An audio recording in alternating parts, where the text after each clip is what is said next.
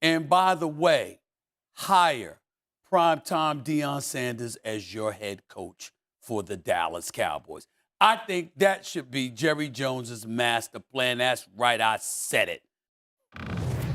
Here's the truth. All kidding aside, Mike Tannenbaum and I said that in August. We said that the best course for the Cowboys would be that they hire Deion Sanders and try and get his son be the quarterback. And then a very strange thing happened. On the morning the season began, Dan Graziano, remember that? Half of that plan became impossible. Yeah, because they signed Dak Prescott to a massive contract extension, historic, largest of all time for a quarterback or any player in the NFL. So if you bring in Shedeur Sanders, you're going to have to do something with Dak Prescott. Trading Dak Prescott would cost the Cowboys more than $100 million in dead money on next year's cap. And, you know, if you thought Jerry Jones was crying poor about the cap this year, wait till he has $103 million dead sitting there for Dak Prescott. So let's move past the Shedeur piece of this. And candidly, if the Cowboys were to be tanking, how would you know the difference? But exactly. Having watched them play so far. But let's live in the Deion of it, because I'm starting to hear that a lot, which means it's something that some people out there want to see happen. Deion Sanders to the Cowboys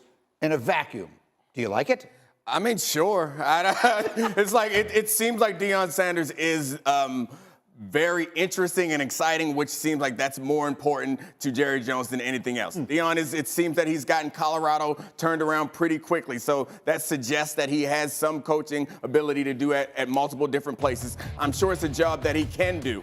I'm not sure that this is a job that anyone can succeed at, given the current state of the situation there and the way the expectations are and the way the franchise is being built. So sure, Deion is so unorthodox a figure in coaching. He's so unique that maybe it will work, but I don't have any reason to believe that anybody, I don't think Belichick goes in there and fixes it. I mean, I would love to see Mike Vrabel is another great coach that I think I would love to see in that situation. But imagining Mike Vrabel trying to operate in a situation where the owner is giving press conferences outside the locker room before it starts, before they then can speak to you, seems absurd. It's a situation that I think most self-respecting coaches, like top of the top coaches, would not be interested in, and which is why I'm not sure that Deion should even consider it. Right. I actually like the fit. I think the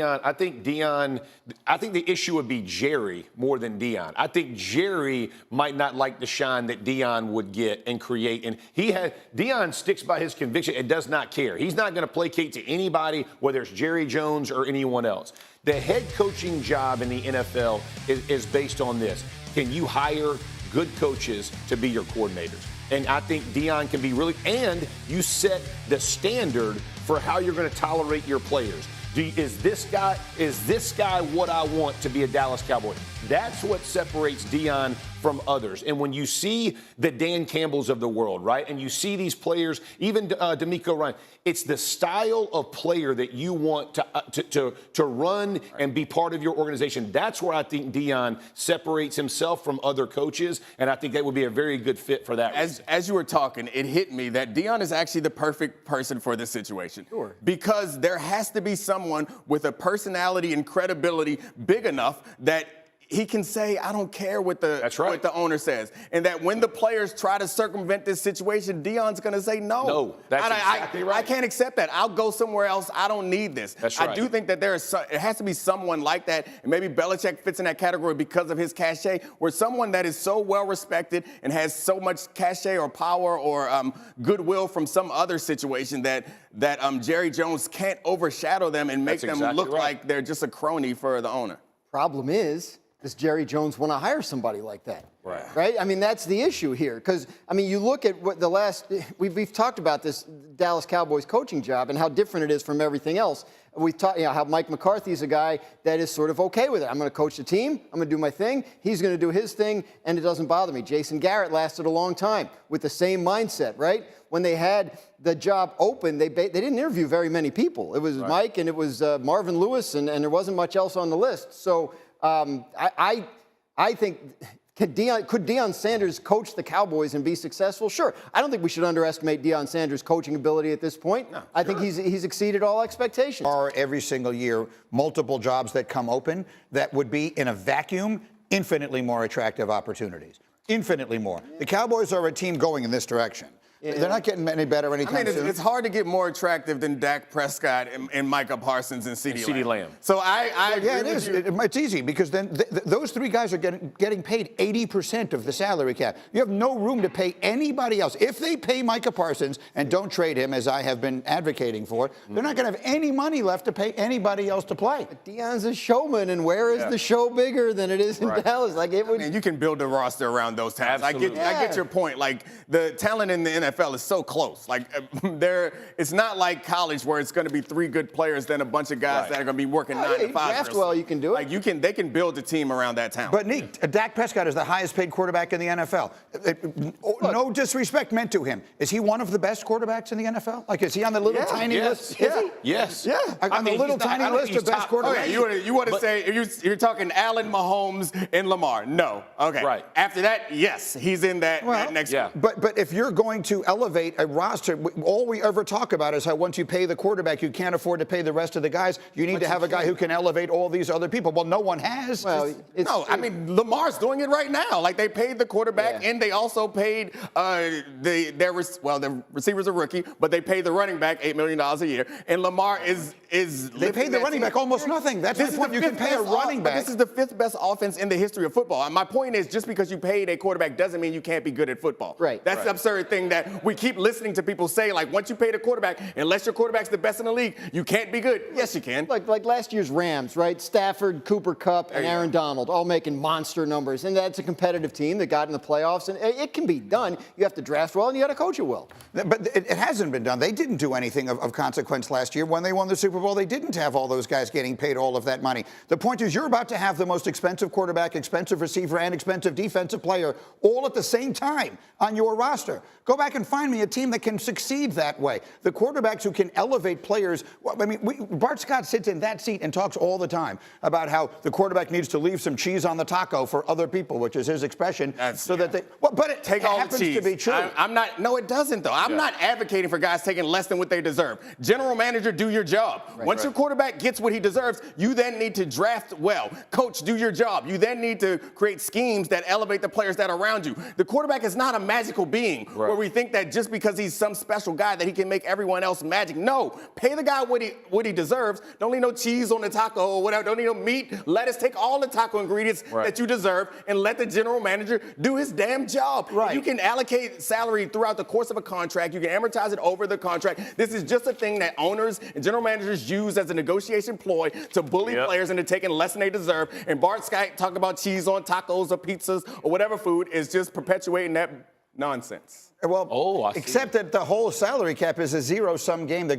Everyone's going to get the money one way or another. It's a question of how you distribute it. And the teams that winds up winning are the teams that have the best right guard and have the best off-ball linebacker and can have someone to plug in when someone else gets hurt. And those are the guys you don't have when you're paying three guys everything. Those are not expensive. If you don't make them expensive, those don't have to be expensive positions. That's the difference is where you're placing your cap money and where you're allocating. Are you paying Micah Parsons $38 million a year next year? So now you got those three guys. Absolutely. Okay. Good luck to you. I sure ain't letting Micah Parsons walk out the door. Okay. That's for sure. He can talk. He can say he can have all the podcasts all he wants. He can host Wheel of Fortune. If he rushed the passer like that. Good Lord. Okay.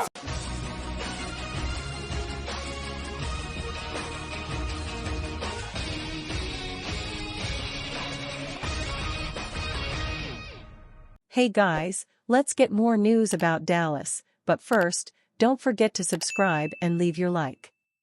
Paul Feinbaum advises Deion Sanders to leave Colorado after the season. Deion Sanders and Colorado have achieved immense success this season.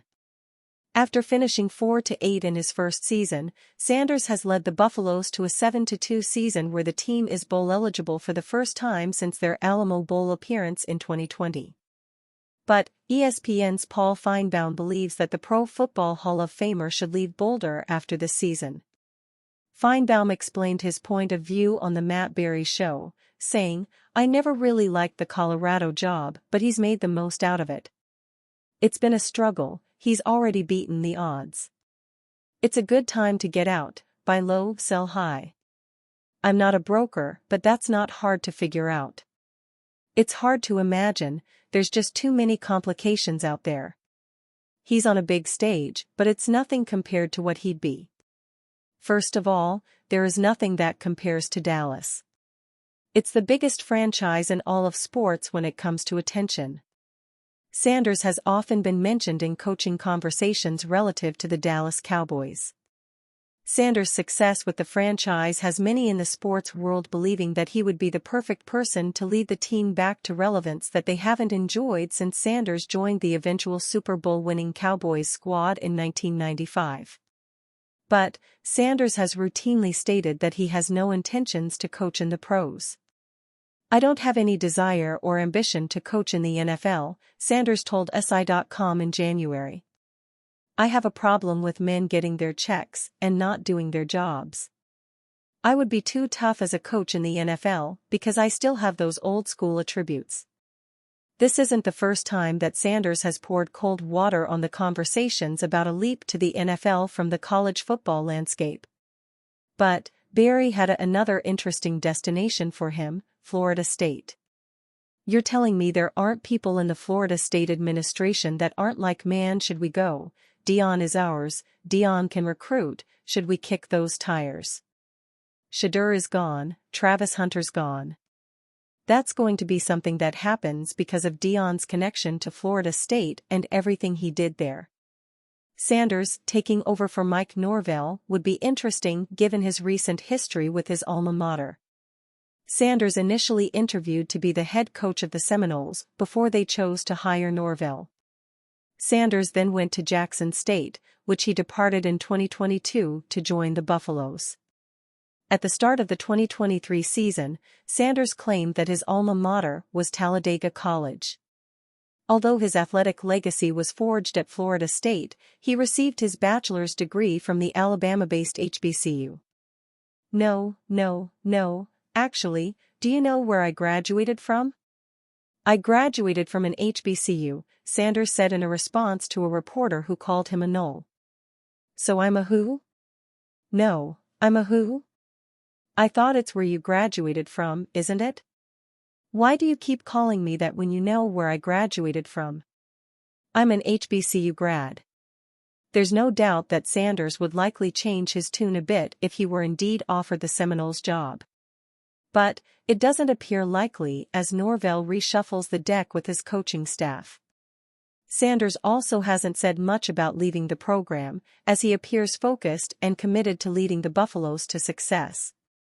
But, similar to Deion Sanders' time with Jackson State, the conversations will continue until he does or doesn't leave Colorado. And you, fan? What do you think of the situation of Deion Sanders? Leave your opinion in the comments.